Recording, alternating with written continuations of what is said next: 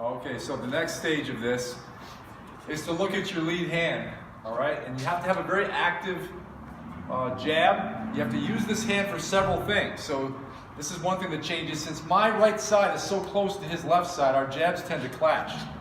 So I have to use my jab to be quick with it. This is one of the things that made me develop a faster jab. It made me work a lot on speed and very timing in the jab. Maybe develop more head movement too. You have to be able to move your head because his cross is coming and you got to move your head. There's not really a good block or anything from here. You got to move. So getting extra far outside, which we'll look at in a moment, is imperative. So from here, what happens is, as I'm jabbing, he might be jabbing back. He throws his jab. I've got to look to parry and then jab off of that, or to parry and cross off of that. So getting his jab out of the way for a moment so that it frees up this line for me to go toward him. It's sort of related to getting your foot outside of his, but it's different because it's based on contact and clearing that line. You become immediately aware of his jab line. And so what happens is this: you have to look first. You have to stay outside. You have to work the outside and look at how he's building his approach, how he's attacking. If he's coming in with his jabs and he's fencing with you, there's approach for that. But if he's coming in and setting up the 1-2, then you're parrying the jab, but then you're looking at a simultaneous counter you can throw when he throws the cross.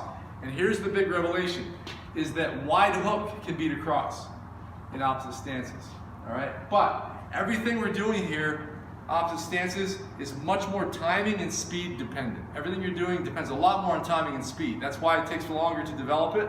You have to be really right on time, not too late, not too early. So let's say for now that he's throwing his jab. I can parry that and I can throw my hook, all right? It's a wide hook because he's coming forward. But if he's throwing, we'll do it slowly.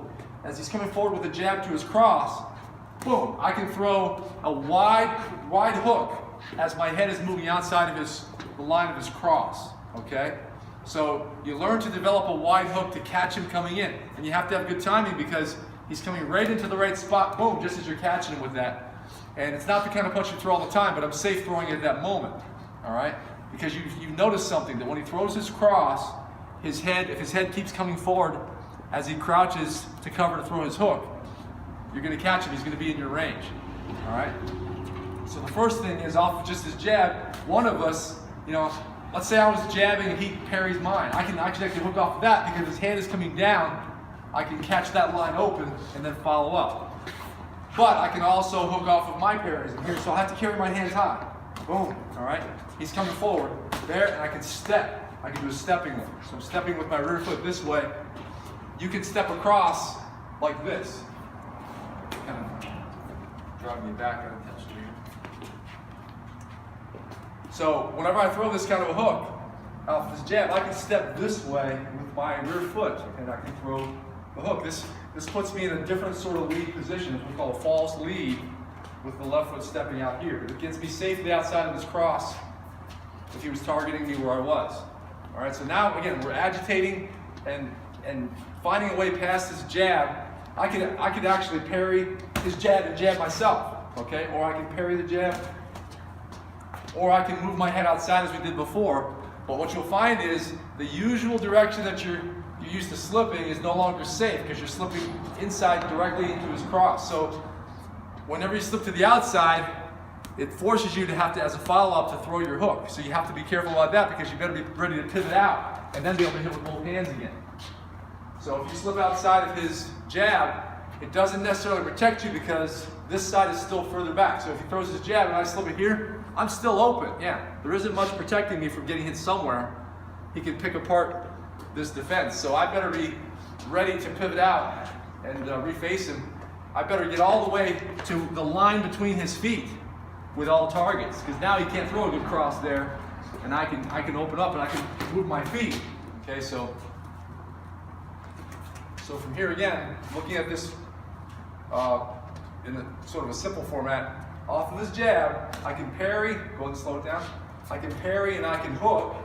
He throws a jab cross, I can parry and I can hook. All right. It's usually an outside, like I'm jabbing, he jabs, and I'm like, oh, and I'm just stepping. And as his cross misses, then I might come in with my cross, but be ready for him to follow up with his hook. So keep that other hand up. All right? So that's a big one. That's an outside fighting option. Throws his jab, There. He throws the jab across. Okay? So it's not the most powerful hook, it just catches him just right. And you notice that he's coming forward with his head as he throws his jab across, and that's what leaves him open for that. All right, if he stays outside and waits, boom, like that, he's reading me, he's looking at what I'm doing, and now he's gonna reset his feet and try to hit me, which means I better be ready to move again or to throw my cross right away. So be careful when you fight like that from the outside, you do things in a visible way. He's figuring you out as well. All right, so it's not an easy pat kind of approach to getting to him. You have to look at what he's doing, how he's moving. If he's moving into it, then he'll walk into that hook. But if he's not, then you're revealing what you're expecting him to do, and he's not going to do it. He's not just going to walk in like that.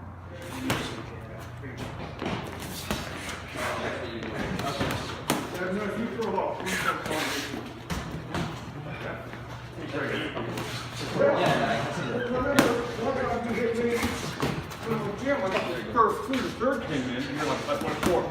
Right, yeah. Why you right? Jab. Okay. Yeah. Be careful.